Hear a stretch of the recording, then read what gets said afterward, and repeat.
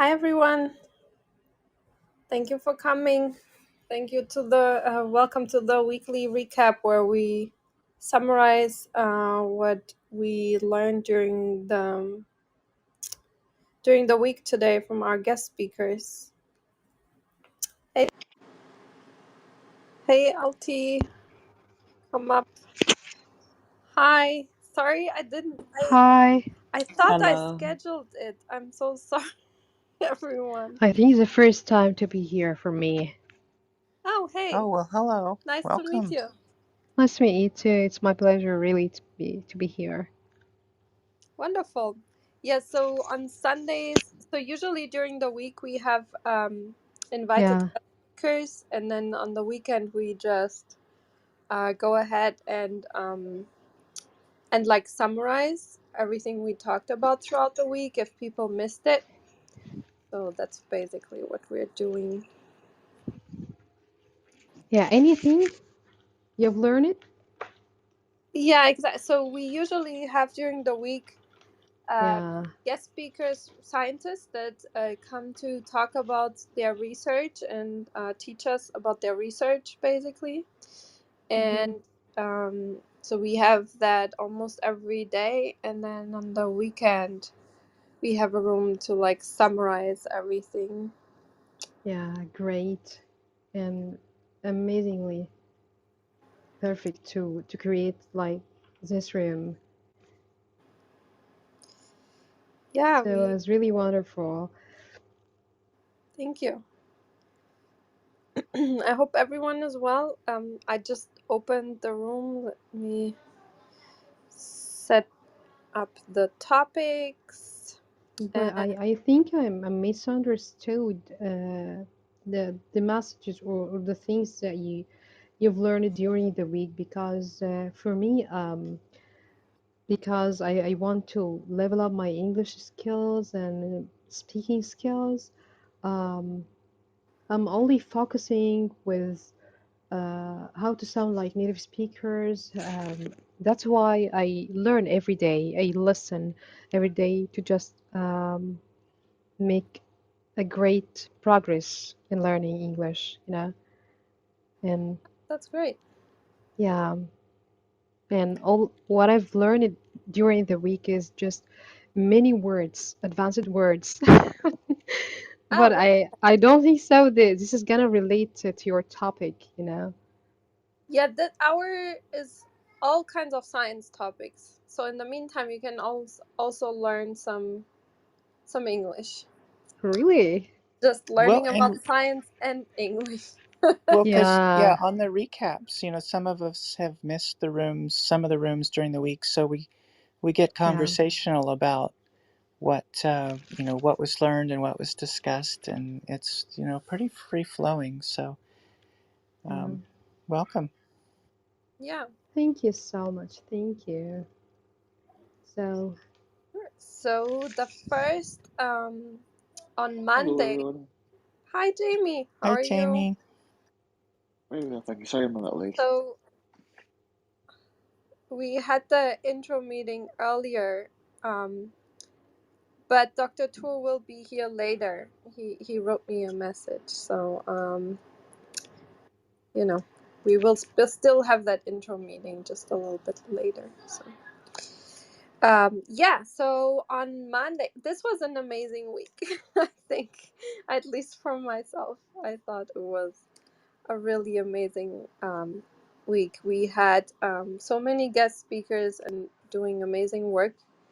Um, and yeah, I learned a lot, and I hope you enjoyed it too. And if you didn't, if there's anything from the recap that you think you're more interested in, just feel free to then listen to the actual replay.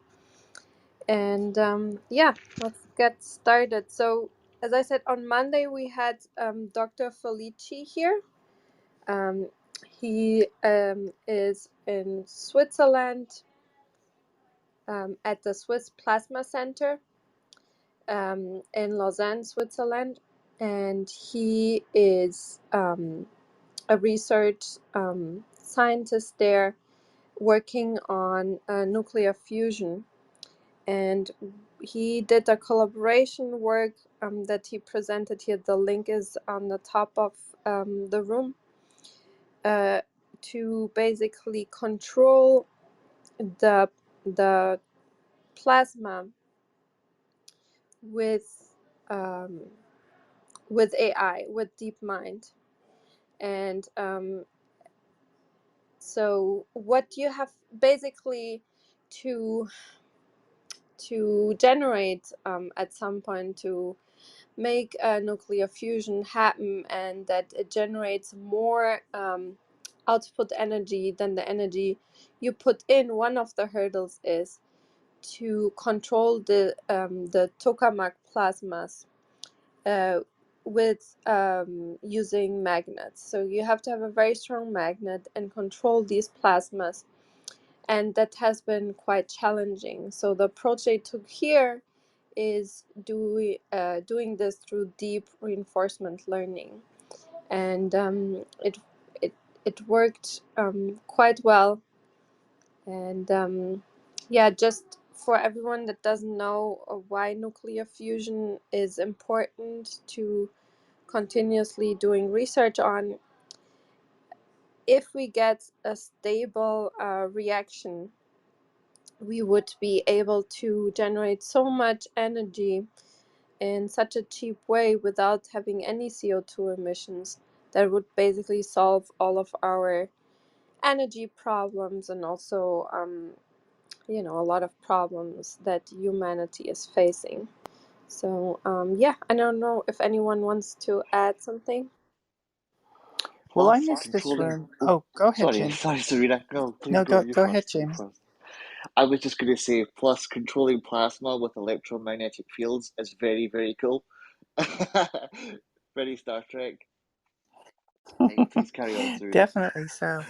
Well, I missed this room, so I'm really interested. It's actually a really cool application for AI as we currently know it, in terms of there's this very rapid and complex kinetic control that has to be achieved, and it's far away from the questions of consciousness or thought or anything of that nature, but actually a very tight coupling control system, and so it does lend itself to to the kind of advances that that the contemporary approaches may actually be able to realize.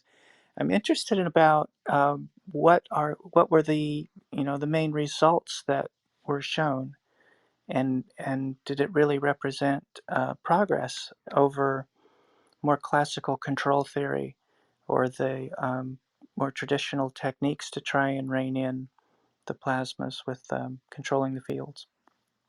Yeah, so the machine learning approach here, like DeepMind came up with different strategies that haven't been tried before.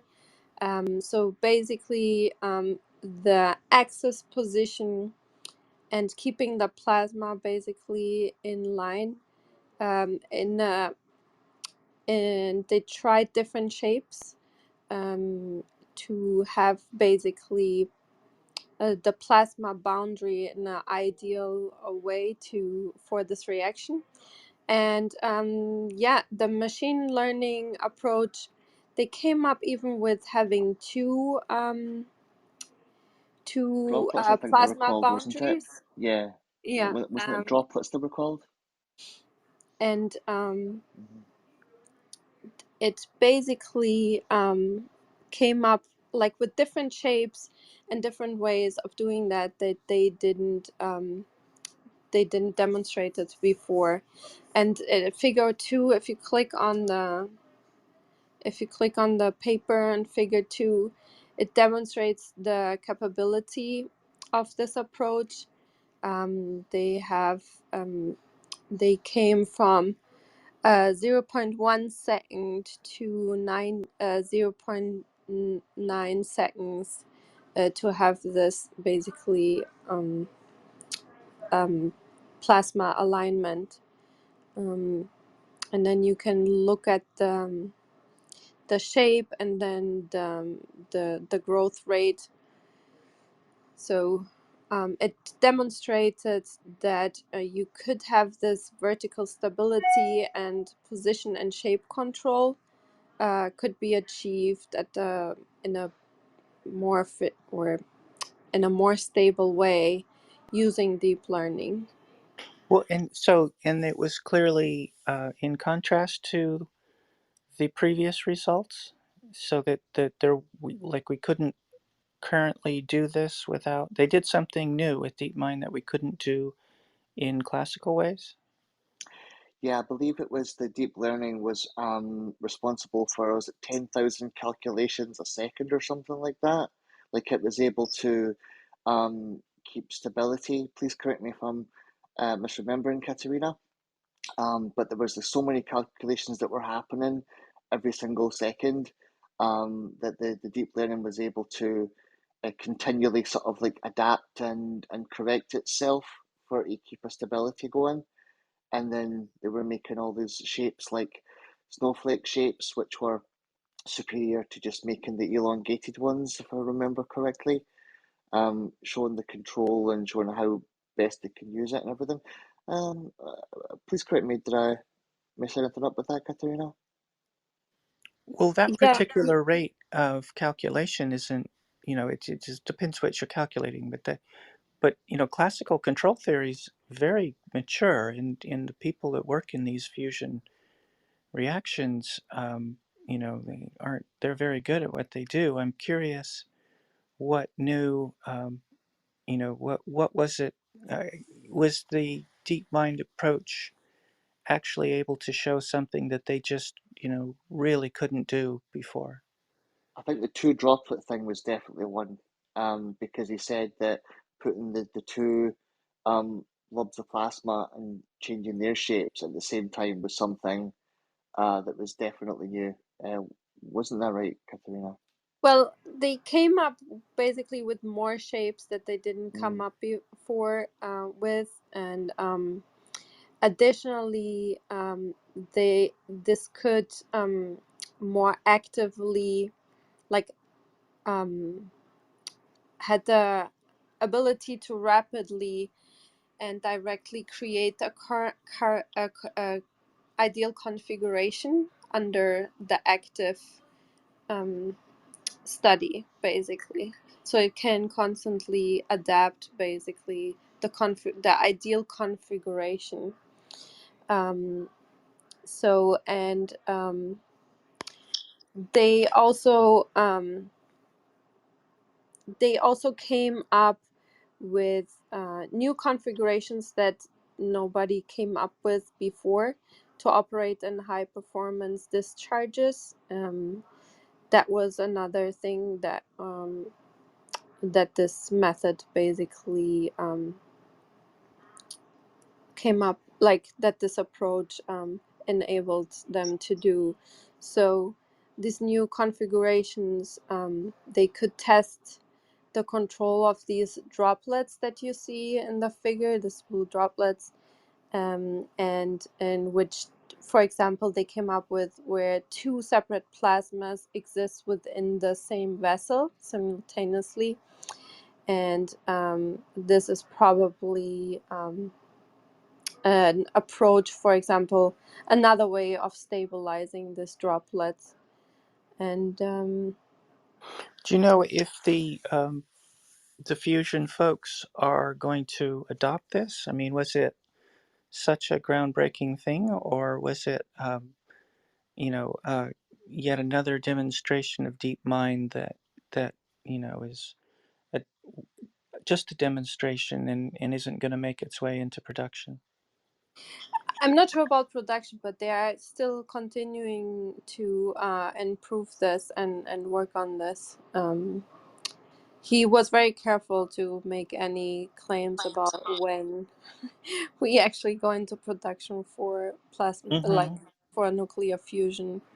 He hopes that, like, in the next 10 years, this will be helping, to pave the way to actually have nuclear fusion in production.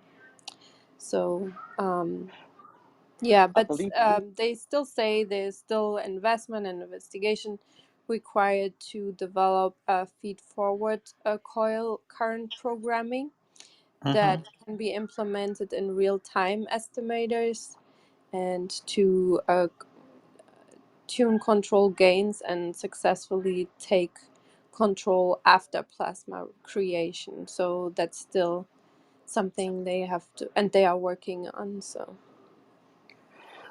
he did also still make the proviso that he didn't see it ever happening in the future that the AI would be taking control of the whole thing.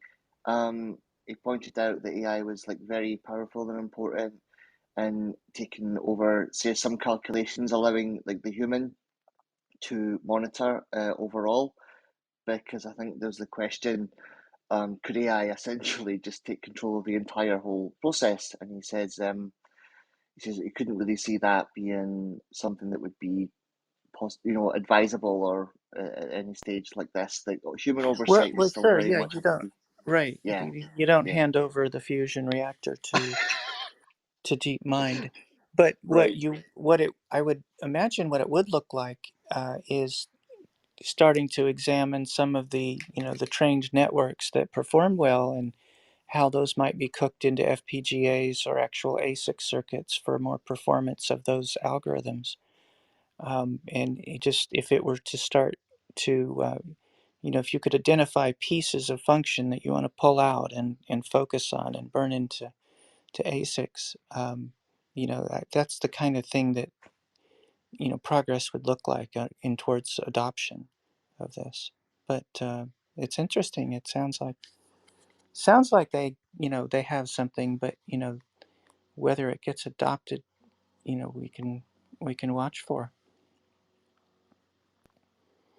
But yeah, yeah, they would. so yeah, Oh, go they ahead. say that this was basically a successful hardware experiment of um, you know of controlling this plasmas, and it was just the first time they were able to demonstrate that they could come up with advanced shapes to control this plasmas without needing to fine tune it by hand by humans on the plant constantly, and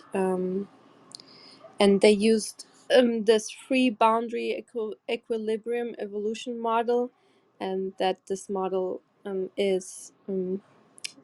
has a good enough fidelity to develop transferable controllers, which they think they can take this type of approach to test control future devices. So basically, for now, I think when they design new devices, that they can calculate and predict well what fine tuning and what shape would be the best and most stable one.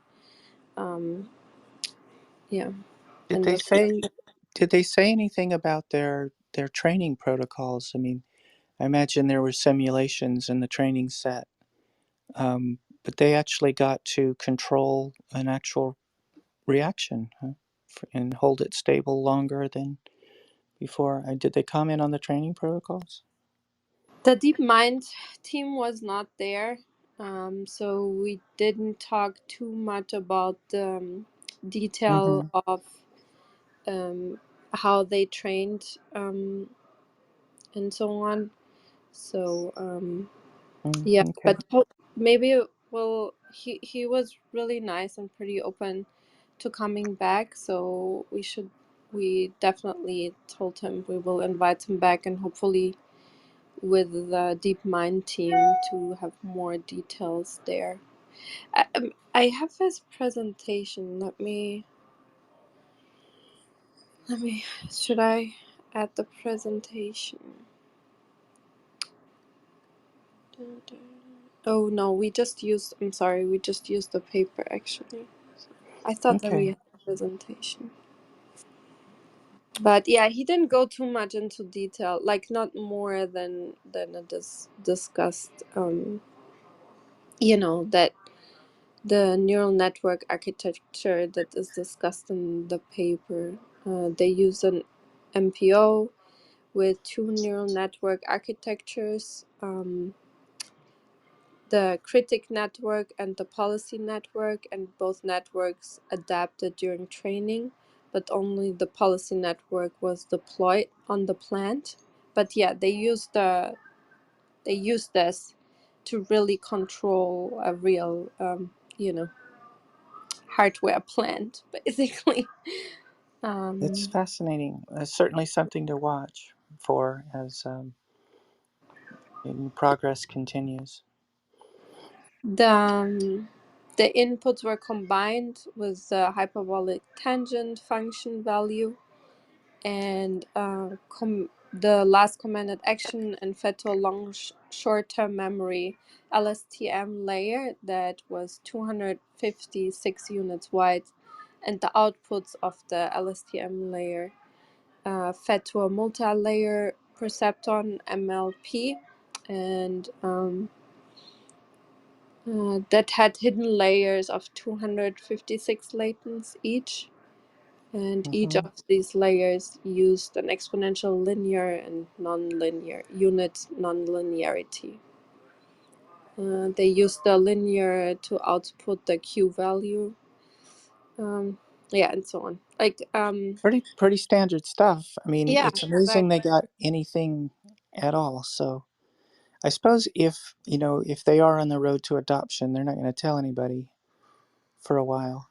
Um, so yeah, certainly something to look for, though. The batch size was 256. Yeah, it's nothing really out of they just use their deep mind stuff to try it out, basically. Because there's often, I mean, there's active research in trying to apply those techniques to autopilots, and autopilots has a long history in rocket science of that's really where a lot of the make or break code has to be expressed, is that tight control system. And so far I'm not aware. I'm aware of research level results, but um, as far as anything that would win confidence of actually fielding, I haven't seen yet. So it's interesting to see that they actually had some successes on in a tokamak. Um, yeah. Yeah. They used also episodic training approach. So there's a control policy in the loop. Um, Yeah, yeah. I mean, those just sound like standard plays for the day. But Yeah, it's nothing. Yeah, it's nothing really. Stochastic policy is represented by a diagonal Gaussian distribution over coil actions. Uh, yeah, and then they had the parameters of the size of the droplets and so on. But yeah, it's nothing really. so it's amazing that they offered something that the more classical control theory couldn't get a handle on. So that's really curious. Yeah, they used. Yeah, I mean, yeah, the reward function is also nothing really out of the ordinary. Mm. Crazy. Yeah, Cool. yep. And the shape targets, they tried both. That this that they were specified manually or not. Yeah, he also mentioned that. Yeah, and when they didn't, they came up with like this completely different approaches. I mean, it's like this was low hanging fruit for them.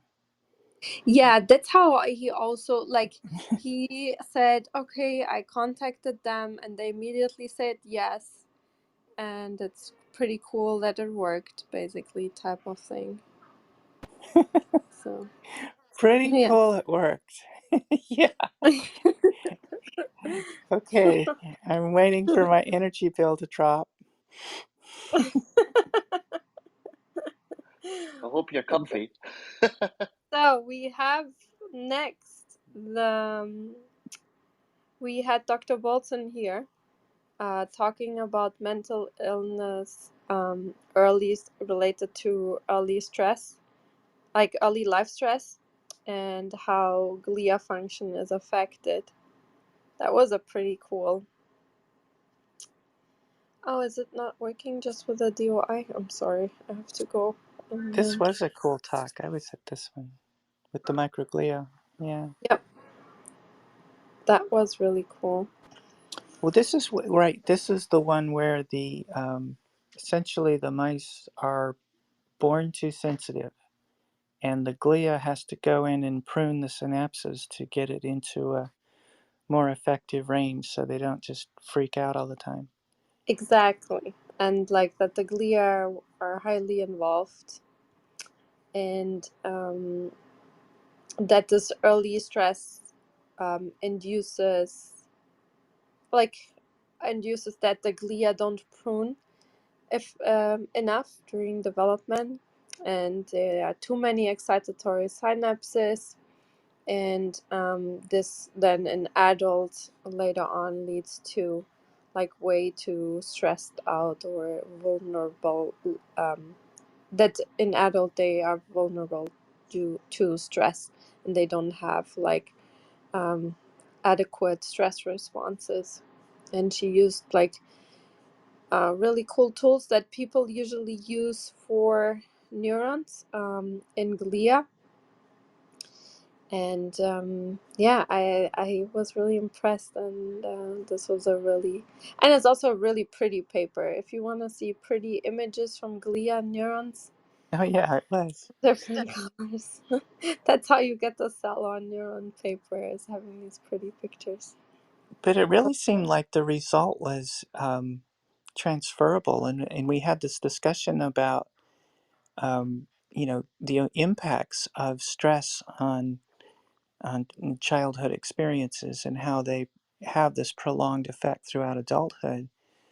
But it was such a clear physiological display that if, in a developmental period, if you don't prune those synapses down, and if there's too much stress, you don't do as much pruning, has the consequence of being oversensitive throughout adulthood. That's pretty profound. Yes, it is. Yeah, I agree. And I invite you to click on the link, and there's a little video to see where you can actually really see in a time lapse the plasticity of microglia processes dynamics. It's so cool. It's really impressive It video. really was, yeah. Mm, it's But it really goes to show that it's not just something, it's not a psychological effect. There's this anatomical architecture that will conspire to just make you overly sensitive to your environment because it wasn't properly pruned. yes, yeah, yeah, exactly. And this for sure has underlying epigenetic mechanisms. So what they are going to do next, like I asked them about this because I did in a lab some point maternal separation as a stress model, and we saw in adults differences in gene expression, and she will also do that, do some RNA-seq experiments. But we saw differences in oligodendrocytes in the prefrontal cortex mainly, which was really interesting. And yeah, I'm curious to see what happens in those like what they can detect in the microglia.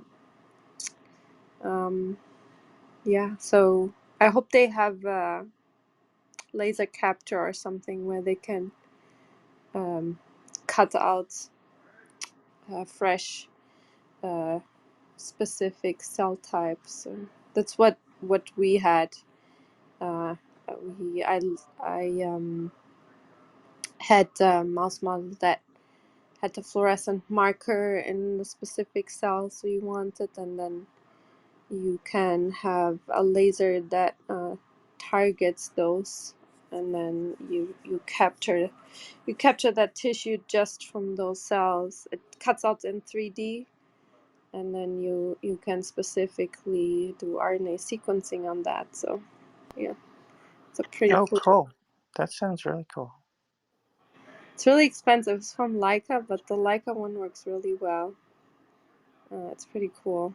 You can capture like in like an hour, I don't know, 100 cells or something, and then send them out to see. Do it a few times, and then you can send them out to sequencing.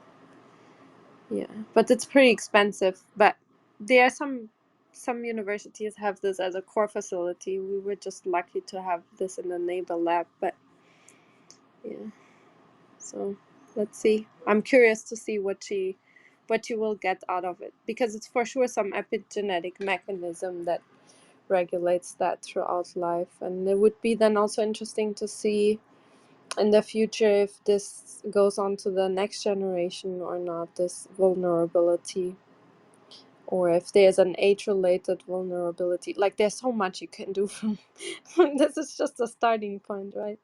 You can go now and Right. age these mice and see if they have higher vulnerability for Alzheimer's and females, Parkinson's in male, and all this stuff. So yeah. Well, I remember asking, because one of the figures that she produced or showed was in the, I think, MERT treatment, MERT. It how did it work? But in the control group, it looked like it induced more resilience. It had less of effect in the stress group because I think they were already so inhibited or something. I'm not sure. I can't quite remember. But the in the control group, it looked like it could have produced more resilience. And I was asking if she characterized the behavior of the control group with such a clear, measurable effect. And that was something that she was going to look at. But that would be kind of interesting if there's a knob there to tweak about more resilience based on a developmental phase. So, Yeah, and the interesting thing is, I think they had less. They were less prone for addiction, which is really interesting because we did motivation study. So if you have less motivation for a higher cost to press a lever for something, so less motivation usually is also less prone to addiction, which a reviewer made us write, because he kind of stated all kinds of negative things, and he said, okay, you have to also write something positive about this. uh, and we said, okay, they are maybe less prone to addiction so than a reviewer. Hey, Serena. uh, Hi, everyone. How are you defining resilience? well, so it was a term that she was using, so I used her term, but it was in essence they were basically the impacts of a stressful environment had less of an effect among the resilient groups, or at least that's how I'm trying to use the word. I think that's how she used the term. Is they're less prone to be overcome by stress. In other words, they're more able to function in stressful situations. Does that make sense? Oh, yeah. Yeah. There's so many factors. Yeah, thank you. It's good to know Yeah. what in this context. So it looked like in one of her treatments with the mouse that the mice that had in essence a normal nurturing upbringing, they added this treatment and they seemed to be even, or it was the suggestion that they would be even more resilient than normal, as opposed to the test group that had a more stressful upbringing.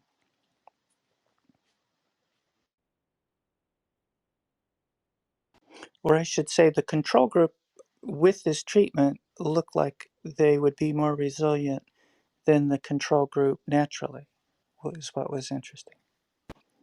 But I don't think they had the scope to look at that, but that, you know, looked kind of cool. Yeah, I agree. I prefer, like, I like resilient, looking at resilience. I think it's way more helpful for coming up with treatments, that help people to look at, okay, you induce the stress, like, what are the possible resilient mechanisms that could come out of this? Because, you can't possibly avoid all stress all your life. It just doesn't work. It's not how things work. So, Yeah, like physical resilience. I mean, physical manifestations or emotional manifestations, or um, maybe there's something that somebody's suffering that isn't noticeable until years later because they are showing what appears to be resilience, but it's actually lack of, um, I don't know, lack of proper self care. You know what I'm saying? It's Yeah, such. I think this was more Yeah. direct in the sense that at that appropriate development phase, the microglia are conditioned to prune a little extra. So the mouse grows up a little extra sensitive to stress. So they're better able to perform in stressful situations because, the whole ramp in cortisol and anxiety and all the consequences of getting stressed out just doesn't occur as easily as the normal mouses. So it's an really interesting um, physiological effect that has an anatomical basis, but would have these profound consequences in your ability to cope with stress because things just wouldn't bother you as much in the first place in principle.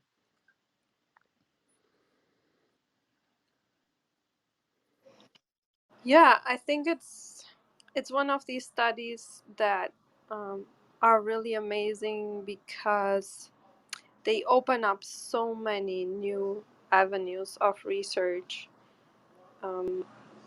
And this is one of these studies. You don't just write it in the paper to get the Nature publication or Cell or whatever. It is actually a study that will lead to many more studies. So I think it's really interesting, and she will have a lifelong, like, based on this, she will have a lifelong projects to do and grants to write and stuff. So it's Yes, really, she should be on our list to invite back and see yes, how she's doing. She's probably on some hot stuff.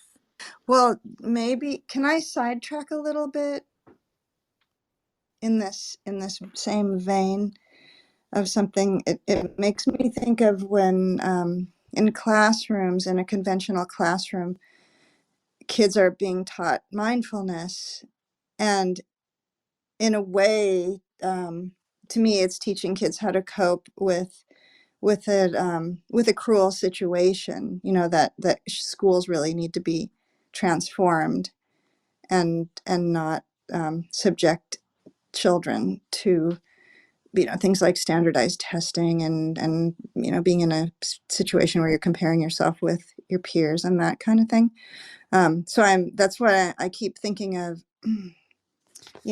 Like what are future uses of this information? How resilient do we want to, just which is emotionally resilient, physically resilient, and when is lack of resilience really a good way to have a kind of a thermometer that tells us, we're not surviving here, and what do we need to change?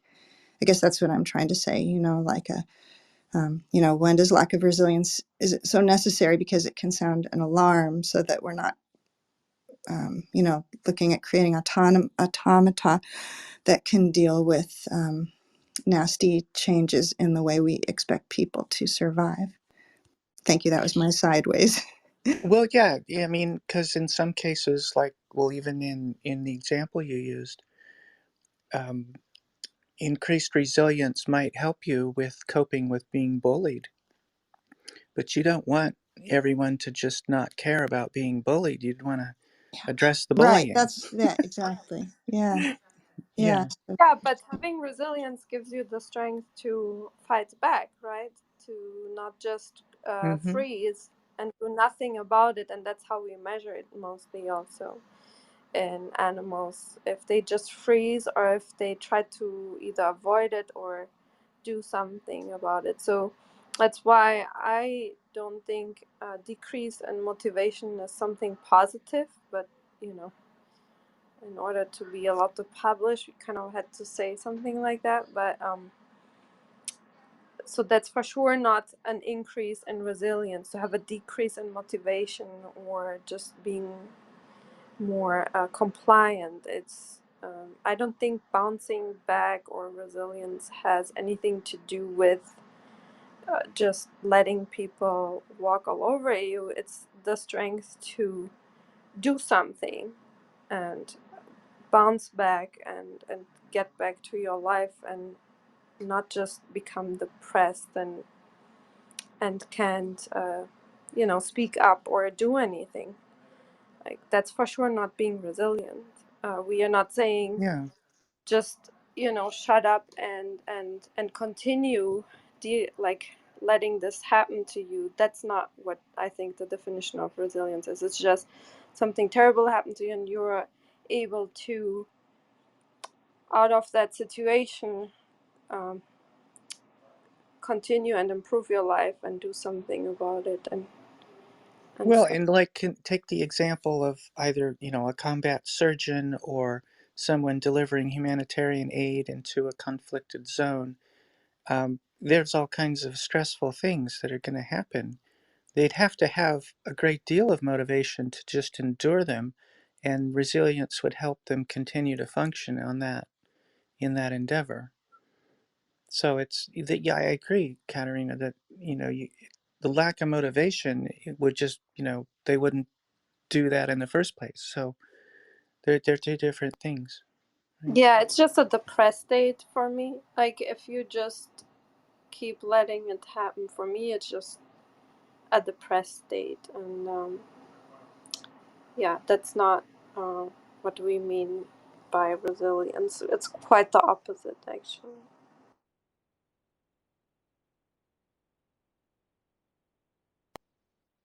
So that was a really cool study. I hope we can have her back and see how she's doing. Yeah, for sure. We'll invite her back. Maybe like in the fall. Give her some time.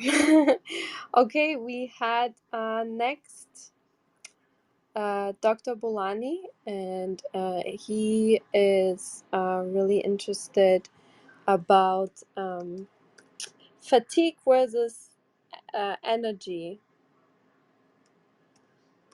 And he did a lot of research in that area. And the cool thing about him, he has a really multidisciplinary background that kind of, I think, um, is what enabled him to do this quite multidimensional studies that he's doing.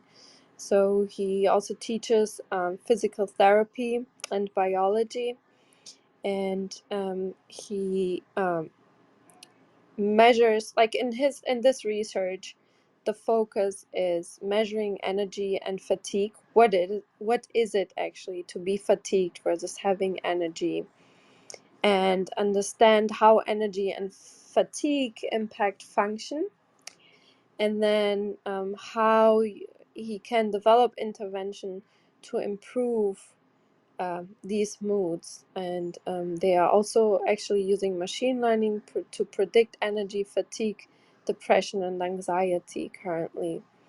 So, and in this study, he also looked at the gut bacteria.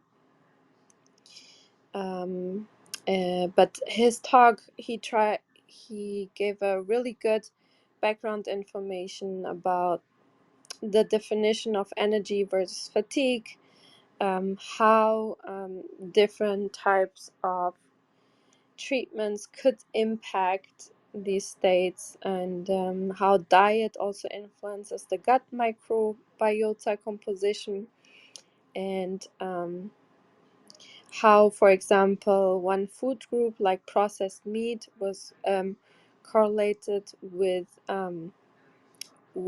these different moods, and how they negatively impacted energy. And yeah, I think it was a really great talk that gave us a great overview over definitions and energy versus fatigue moods, and how you can how he's trying to attempt to basically help people um, that are experiencing fatigue. I think it was really interesting. Yeah, this was a really cool talk too, because but I didn't, it was at such a high level, I couldn't quite get a good, understanding at a lower sort of physiological level about the distinctions between, that he was making between energy or the lack of energy versus fatigue. Do you, do you recall what was how does he really separate those? I don't think he goes to the physiology. He went to the physiology level yet. Um,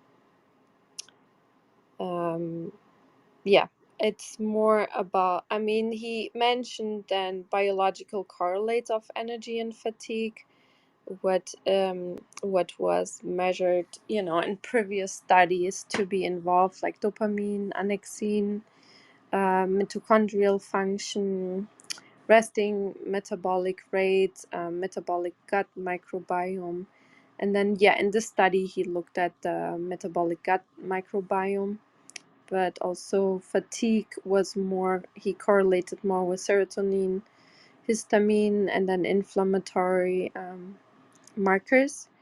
But I think his study goes more into like the behavior analysis and like traits of how the gait is, and the mental energy. He did like tests that that reflect basically how your mental energy is right now, how you can focus, and then limb gait characteristics, and yeah, like especially Oh, oh the yeah. gait characteristics were interesting, I think. And then social functioning, he did all these different more behavioral and gait and posture related tests. um, so, and then he mentioned that he studied how caffeine like changes this with randomized controls, which is not easy to do in humans to get any like significance. It's really not easy because everyone has such a different life, right? And it's not like mice. You bring up the exact same way, and it's yeah. I think it was really interesting. Right. I remember him separating energy and fatigue with gait as, if if you're in low energy conditions, or is high energy conditions, you're more likely to make errors. You proceed forward, but you make errors. Whereas in fatigue, you slow down Yeah. and you Right. don't make as many errors. So it was he separated them in terms of sloppy execution versus slower execution, but still more precise. Yeah.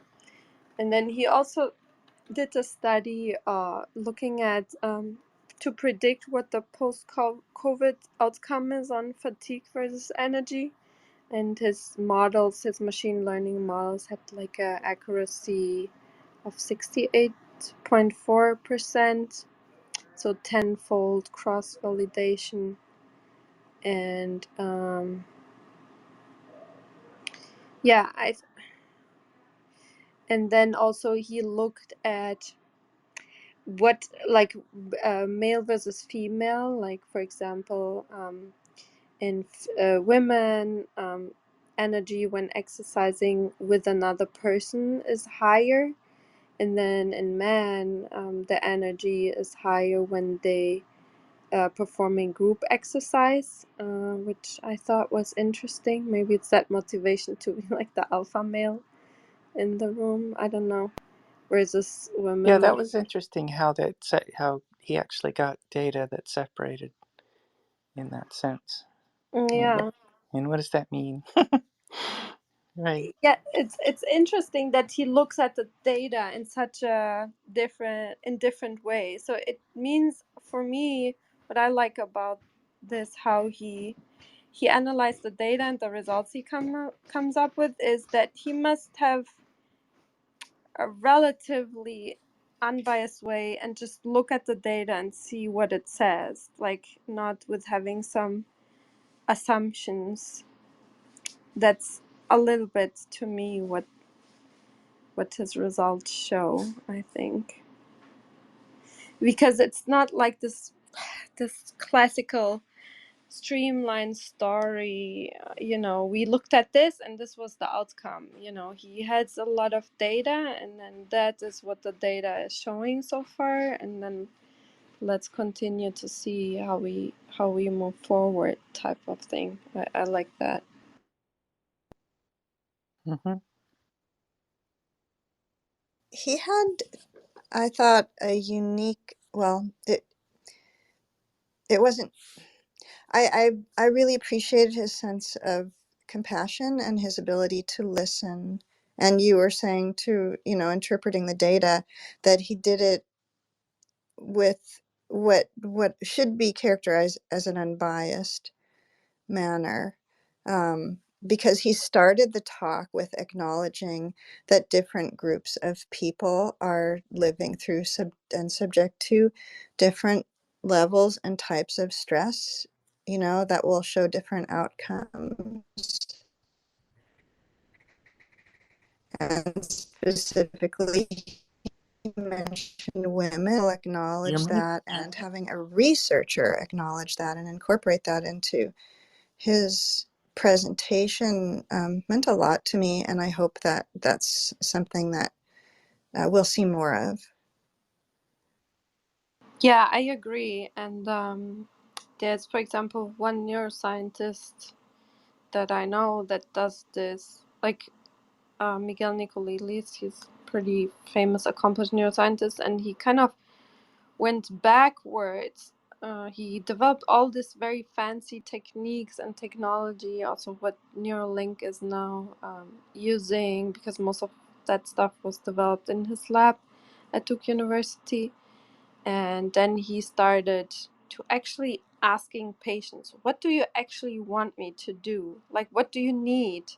Like paralyzed patients and so on. And then he said, okay, we don't need all this mega fancy stuff. People want very, like people that are paralyzed or have other, uh,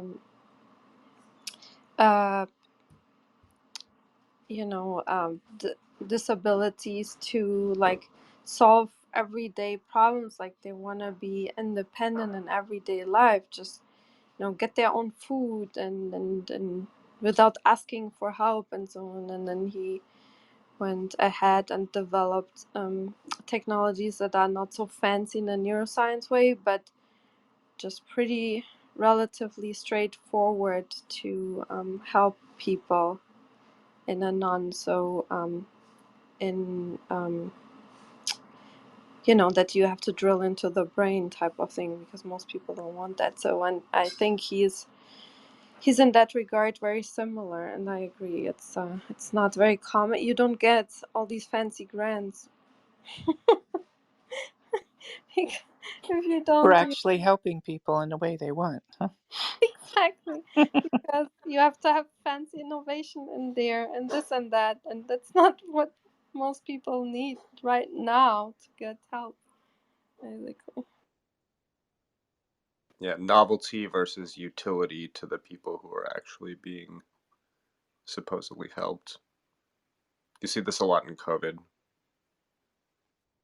Yeah, like the grants, the fancy grants that you get a lot of money, you have to have a big part is innovation. And what's innovation for a bunch of scientists that are sitting at the table to decide where the money goes? It's not like for sure something that you can right away help people with. It's something you can help people with in the next 50 years, maybe, but not right now. So, Yeah, the sexy science factor in funding. Gotta be new and sexy. so what he did, he created his own private institute in Brazil. So he is not depending on grants anymore, and he can actually do stuff that actually help people right now. So, you know, another another reason to do this with Science Society. I have to say I'm partial to the private research institution gig, yeah. Yeah. Well, that's another point you make up that shouldn't be novel, or we hope that it will change, is a person being asked what they need, the patient being asked what they need, and then the doctor actually listening and responding. It's so unusual, but it makes so much sense. And personally, I had that happen once. I went to a chiropractor, and the chiropractor said exactly that. Where do you want to get to? What do you want to be able to do? And it was astounding to me, and it puts the power right back, with each of us. So I think it really depends. It really depends on people, wanting to serve and not wanting to hold on to power for themselves, in their Well, it position. is the distinction between applied and basic research, in a sense, but down to the level of personal medicine. You'd think applied personal medicine would basically mean and involve asking the patients, but as opposed to the very basic research that you want, a much deeper applicability with a new technology that's based on a breakthrough that if you only had that grant you could get to. So I mean they are different.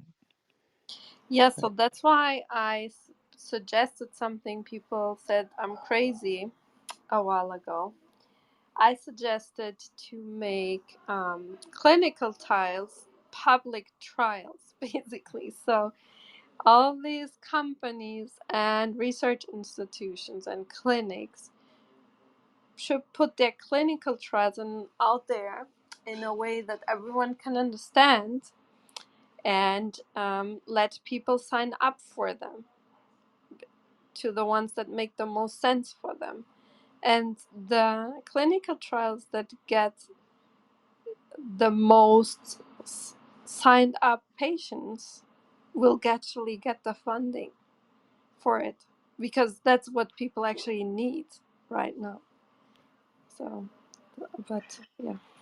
Here's a thought. Has anyone done any the crowdfunding for trials like this? The way that they do for people writing book projects and stuff like that.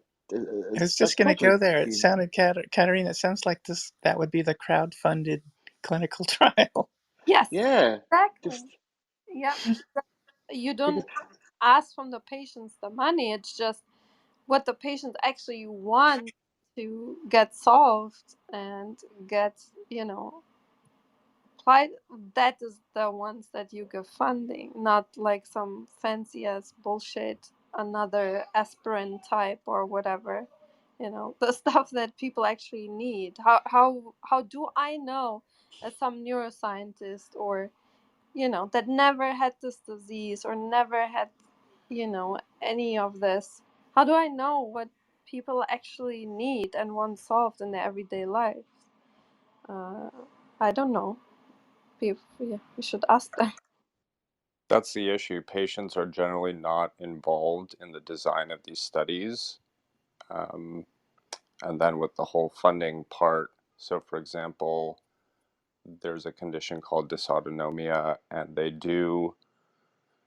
can't get a lot of, it's not sexy enough, so they can't get the funding, so they do have to resort to their own funding mechanisms. It's It's pretty terrible.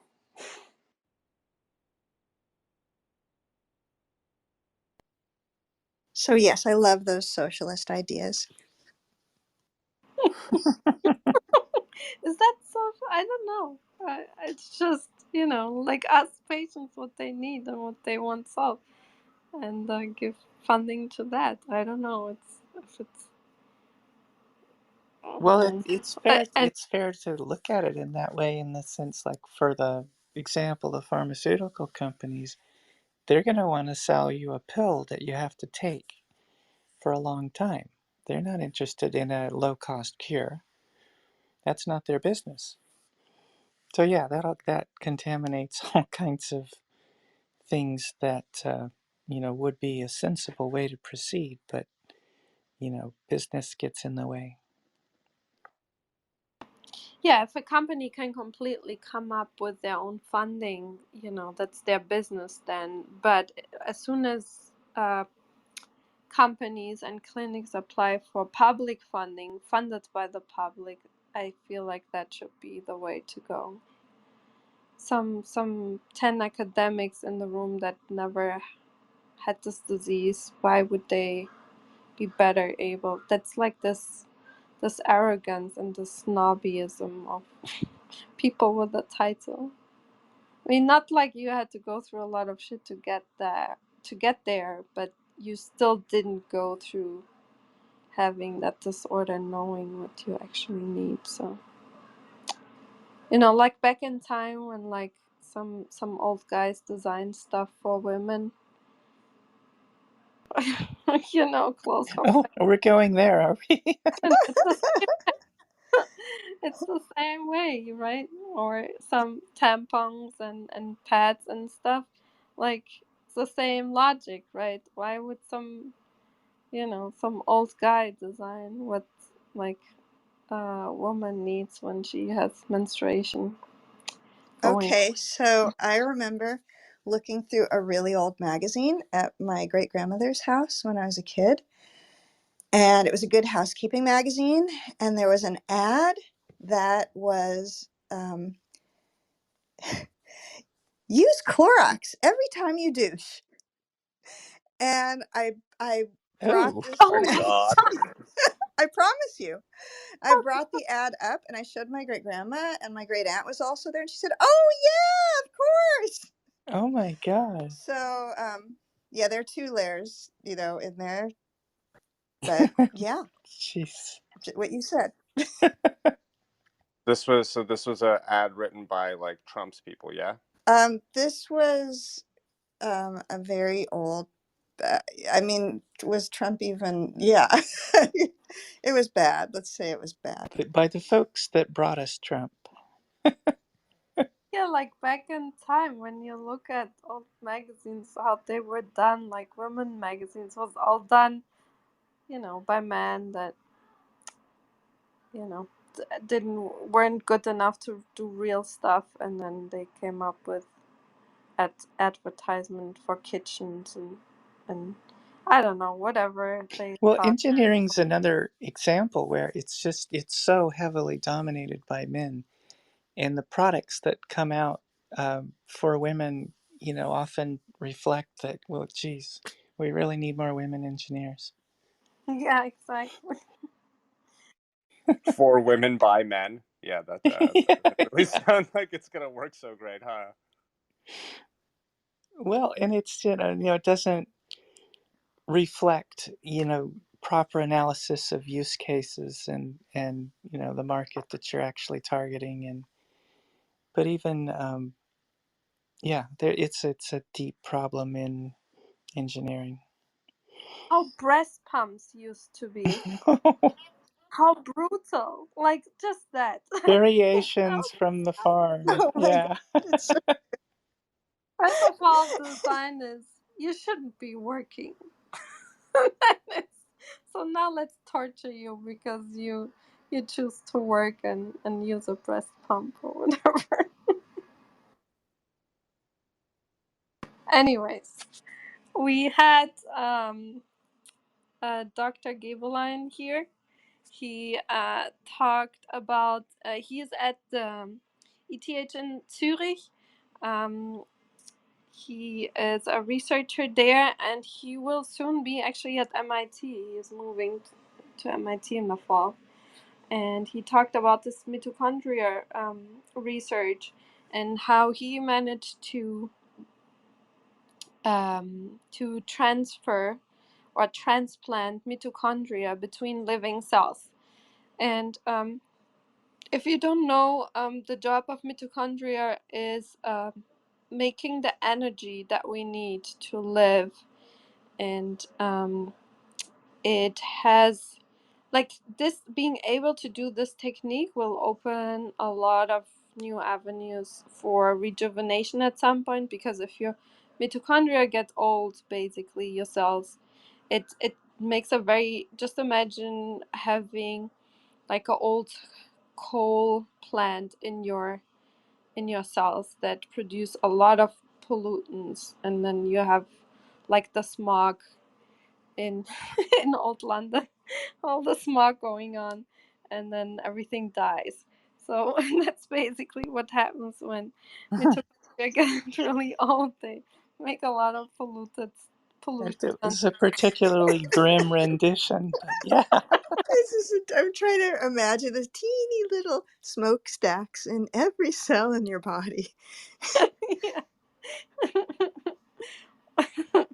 Anyway, And leaving soot everywhere. And the little, yeah, It's a great Carcinogens. visual, the though. tiny chimney sweeps. yeah, the cell tries to cope with it when you age, and clean up all the pollutants like the free radical leak. But at some point, it just gets overwhelming, and then you start, your cells start dying or mutating into cancer, and so on and so forth. So um, this type of approach will be very useful for a lot of different disease states, like for aging, for cancer treatment, for re regeneration of tissue. For example, in diabetes, we have tissue starting to die off for various reasons. You can, with this transplantation of mitochondria, you could enable the tissue to regenerate after stroke, and so on and so forth. So,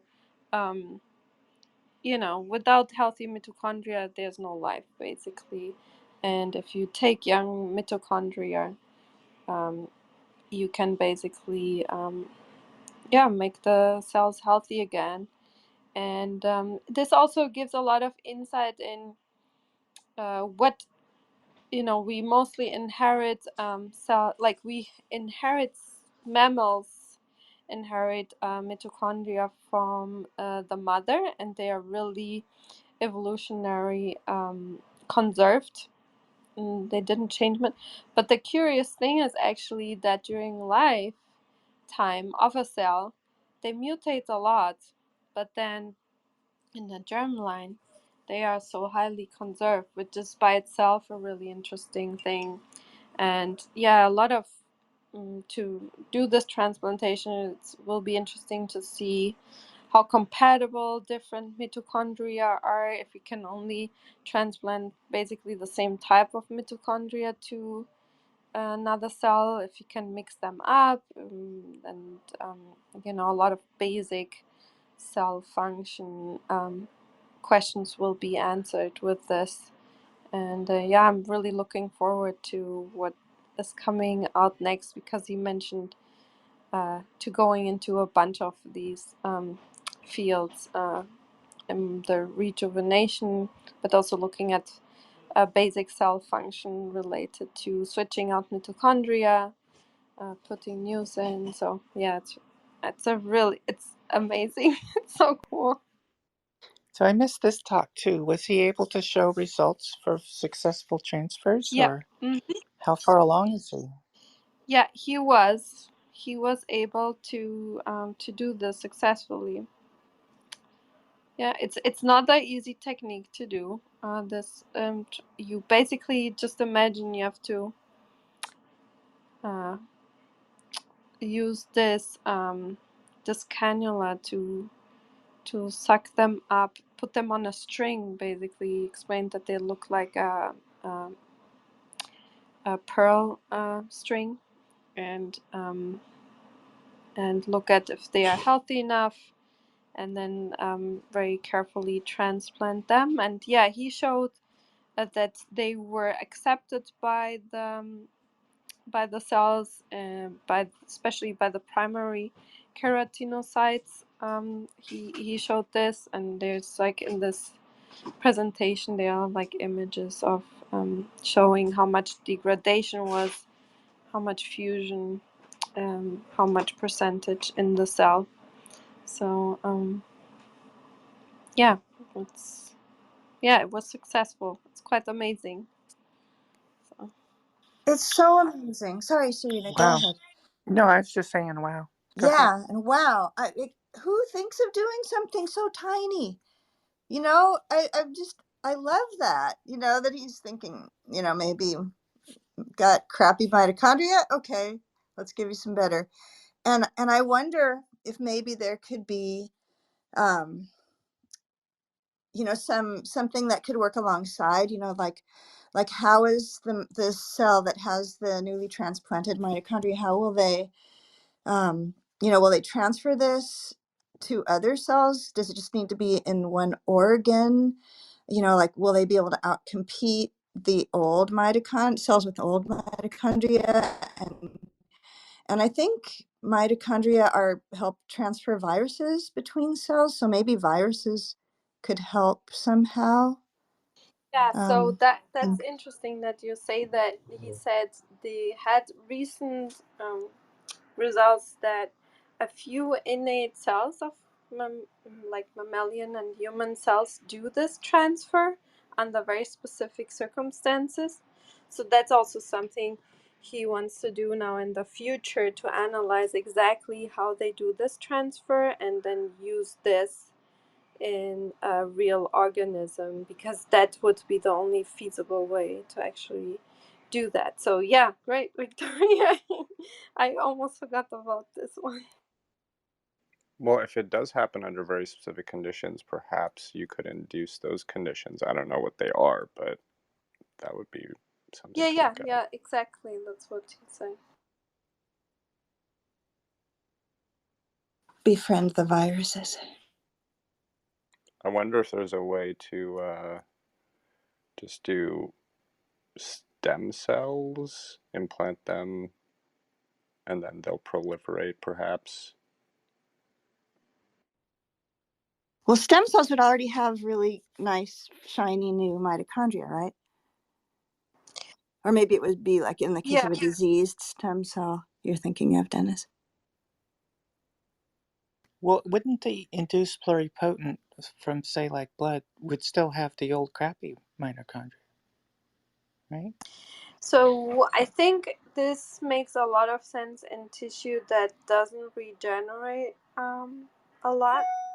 Let's say heart cells, for example, don't regenerate. They stay. A lot of heart cells stay the same throughout life. That's why you also don't get cancer that much in heart. Brain cells don't regenerate a lot. There are different types of tissues that don't, and also then once you age, in general, your tissue doesn't regenerate as well and a lot, or when you went through cancer treatment and so on. So there are different stages that basically inhibits the function of um, regeneration of tissue, and in that case this would be really helpful. And there's also tissue types that don't accept really stem cells if you inject in them, or you just don't get enough stem cells anymore, especially in aging. The quality of stem cells a lot of times not as good anymore to make a significant amount of tissue that it would be enough to actually help the patient. So with adding new mitochondria on there, you could basically jumpstart that the and you could, have even in older patients have regeneration of tissue. It reminds me of fecal transfer to balance out or repopulate gut microbiota.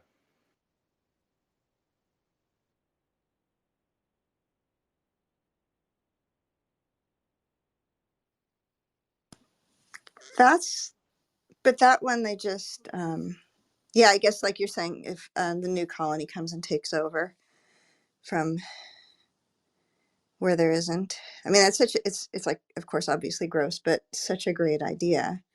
Um, it sounds like, again, like out competing.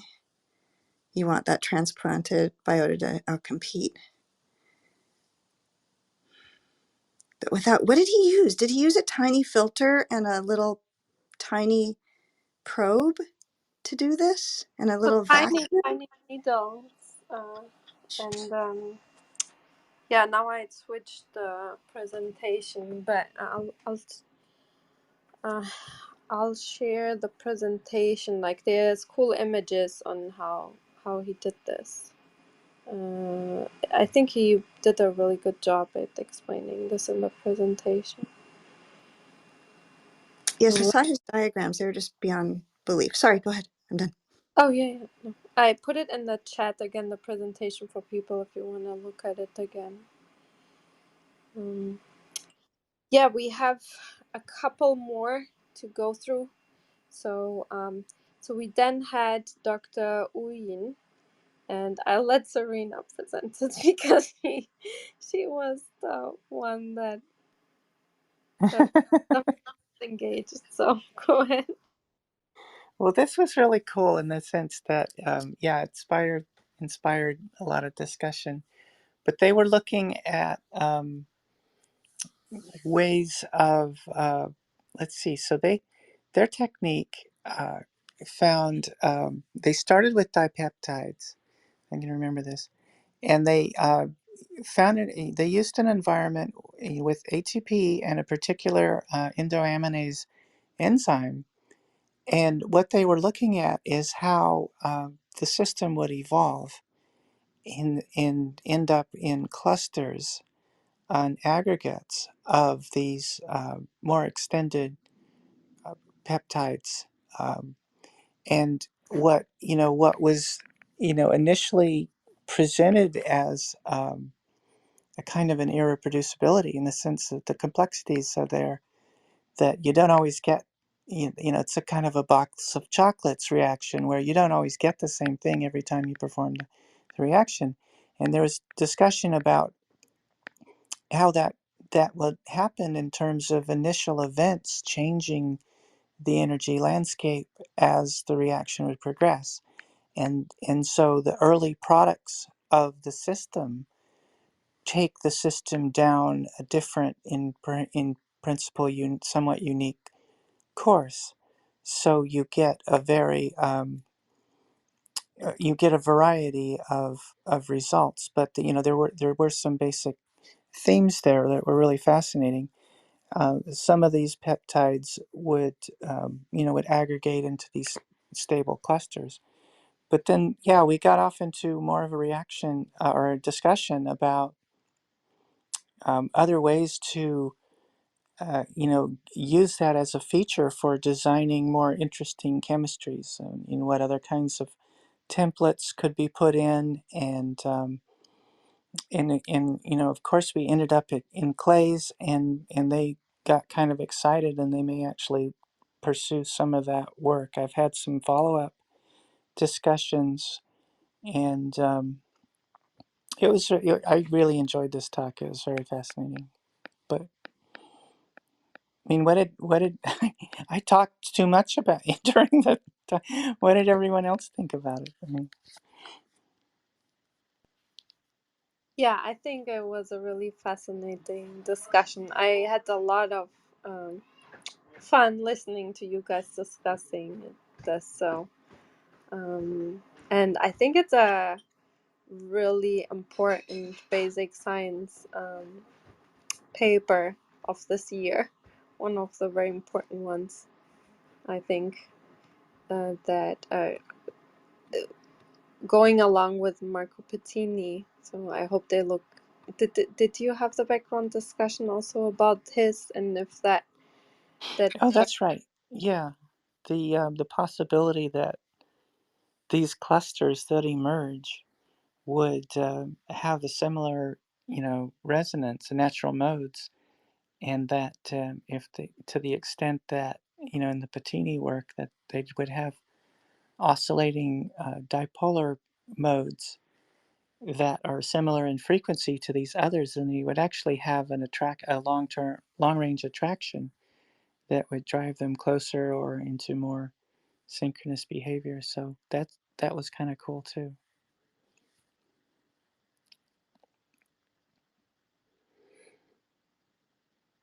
And it's interesting to think that you could have these emergent clusters that would find themselves, even though they had independent origins of precipitation or of aggregation, that there would be this long range attraction just on the basis of doing a similar dance, in the sense that the natural vibration. I mean, it's sort of accurate, but it's not usually described that way. But when you talk about natural modes and vibrational modes, it's kind of like a dance in the sense. It's just what those the energy available to the molecules and what they do with it, and how that gets expressed in terms of vibrations. Sometimes they're large scale vibrations, sometimes they're little small ones. But to the extent that you're vibrating at a particular frequency, and the parts that are vibrating have dipoles, that that can help find and attract other complexes that are vibrating at similar frequencies. Almost like people dancing similar dances might want to aggregate, and it's kind of I can't help. I mean, I deeply anthropomorphize molecules because it's a useful construct. So not that that's what's actually going on. But there's a rich analogy there.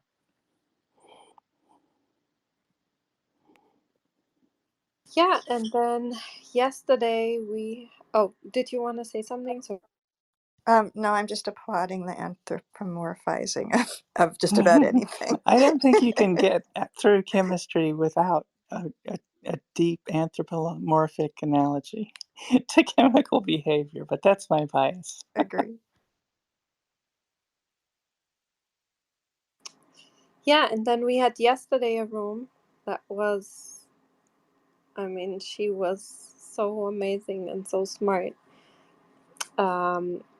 She talked about using molecular orbital based machine learning. And so what they did, like what she was doing was using unsupervised clustering algorithm to improve training efficacy and accuracy in predicting energies using this molecular orbital based machine learning. And this this approach determines clusters via the Gaussian mixture model, GMM, in an entirely automatic manner. And it simplifies an earlier supervised clustering approach that was published in 2019, because they eliminated both the necessity for user-specified parameters and the training of additional classifier. So these results, they were really quite accurately being able to be reproduced chemically, and yeah, it opened up like a new way of analyzing this molecular orbitals and having improved performance with an increasing number of training examples that they showed. And they additionally these clusters from supervised or unsupervised clustering was then combined with scalable Gaussian processes, or linear regression, to learn about molecular energies accurately by generating this local regression model in each cluster. So this was really impressive, and yeah, she took a really long time to explain this to us, and she also said that this approach could, since another important part was that this approach could give you insight about the causality, and if that number that comes out of the machine learning, if it makes any sense. And I think that is very valuable. I asked her if people could use her. Basically, she said it as soul of the method. If you could take the soul of this method and apply it towards, for example, if some intervention that you're doing is actually helping in patients in a hospital, and other like more health related applications. And she said yes, because causality is a huge problem, and knowing if actually a result that your machine learning model comes out with makes actual sense, and her method gives you also insight about that. And I think that's like an additional no very important breakthrough that she came up with. Yeah, it seemed like a really interesting talk. I got all distracted and was sort of out of commission. Also, the training costs are really way lower. You don't need that much training data. And yeah, so it also improves basically energy needs. I think she could only use 300 training models, and providing 35,000 fold and 4,500 fold reductions in the training time. So yeah, it's really impressive, her work.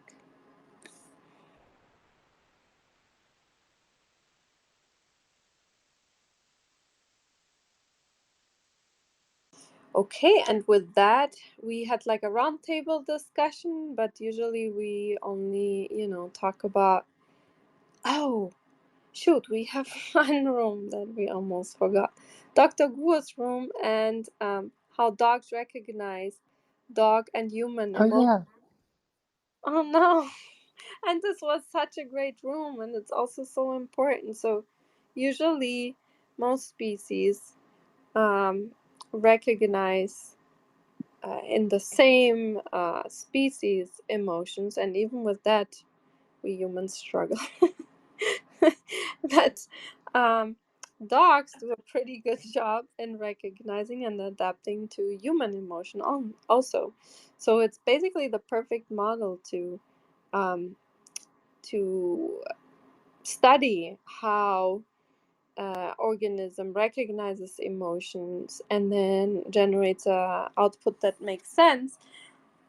And the first hurdle is for dogs that they don't use the same type of inputs that we use to analyze and emotion. We mostly use facial expression. The visual system is one of the biggest for most people, one of the biggest and most important inputs to analyze emotion and then come up with a response. But dogs really don't, and so they have to use other inputs and come up, with a response that we can use as an input. So they are really good at this.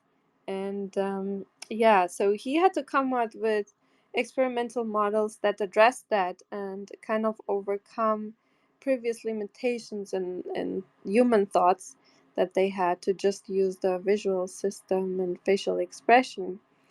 So that's the first thing he kind of redesigned in the experiments. And yeah, he measured emotion categorization rather than visual differentiation. And yeah, I think it was a really fascinating talk, and this will again lead to way more way more studies that we discussed and suggested. So I don't know if anyone else has something they want to add, but yeah. It was incredibly interesting when we were discussing with him the possibilities of just a stronger bond of communication backwards and forwards, and the tests could still be done on things like different breeds, and he even mentioned that other types of animals have been tested. So this is, I would say, this is like the frontier of a long journey of study and discovery for this.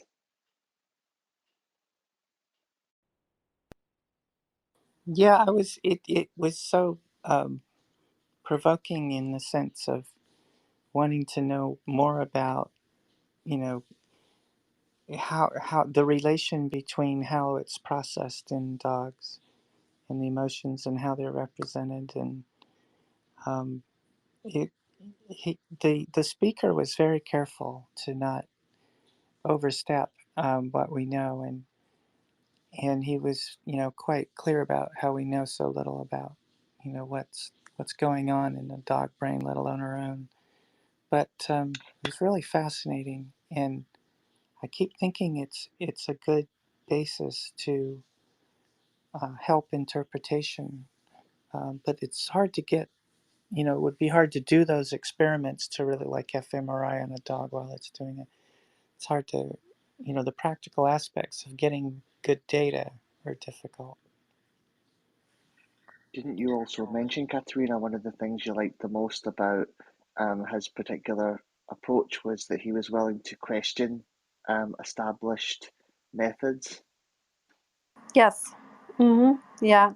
It always annoyed me to go through all animals and put a mirror in front of them and then by that assess if they recognize themselves or not, because if you don't have the eyes in the front of your face, to the sides and all kinds of stuff, maybe you just don't care too much about your visual input and so on. Like, that doesn't mean the animal doesn't have some sort of self-awareness and so on. So it always annoyed the shit out of me. So I was so happy to find somebody um yeah, that kind of sees it very similar. He didn't say it that way, I just say it that way. So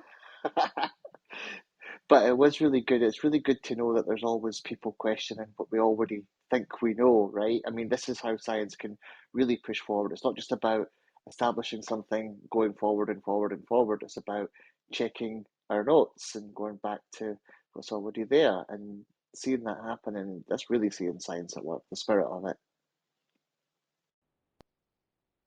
yep, exactly. So yeah, uh we offered, a bunch of us offered to go and help in his lab to do stuff with the cute Oh, dog. you mean that time? You mean that time when you threw all of our names into the hat, Katerina, and then said, "Jamie can help, and everyone can help." You mean that time we all volunteered? You mean Yeah, So we voluntold. exactly? anyway, yeah, we'll definitely have him back, I think, and hear what updates he has in a few months. So let's see. Will be interesting. And then he will scold us for not going then. Because that would make us look just bad. So we're too deep now. Yeah, maybe we can analyze some data for him remotely. But it would be also a good excuse to just travel there. It really would be, actually. It really would Yeah, be. well, we're shopping for castles, huh? Oh, right. Yeah, Absolutely. exactly. So Done deal. Yes. Well, that was our week. It was quite dense. We have also really cool week ahead. Um, so the Monday room in like in principle will happen, but we might have to reschedule it. So just to let everyone know, I'll try. Please watch out for if something changes on the Monday room. But it would be Dr. O'Neill talking about telomere to telomere human repeat elements. I'm really interested in that, and yeah, let's see if the scheduling stays or we maybe have to reschedule. Then Dr. Tour on Tuesday, he will talk about plastic waste products and how we can use them to capture CO2 long term. That's a really interesting room, and he's a really established scientist in that field. So I was really honored to have him here on Tuesday. Then we will have Dr. Morrissey talking about a new human lung cell type discovered. It's still curious to me how we are still discovering new types of cells and even little organs that we didn't know of until, just now. It was just published like very recently, so it will be really interesting. And then we will have Dr. McGuire on Wednesday at night, 9 p.m. EST, talking about, he's from MIT, and he will talk about complex molecules that we have never seen before in space. And then on Friday, we'll have a B room. Dr. Oshie Weller, he managed to create a varroa-resistant honeybee, and it's really important because we need to save our bees and make them more able to cope with these diseases that are affecting them. And yeah, it will be a really cool room. Jamie, do you remember when we had the info I meeting with him? I was just going to jump in there with that because I remember speaking to him and he was a absolutely amazing guy, Yeah, and he's got a lot of interesting stuff on that. Especially like I don't know how America is, but like the UK, the bee problem, the bee dropping in bees and everything like that's a significant issue for the environment and obviously for the bees. Um, and so I'm actually quite excited for that. And also, I have to try and restrain myself from as little bee jokes as possible, so we all have to be on our best behaviour, you know. But other than that, it's going to be very exciting. Do you want to be there, or do I do that again? Anyway, I'm muting now.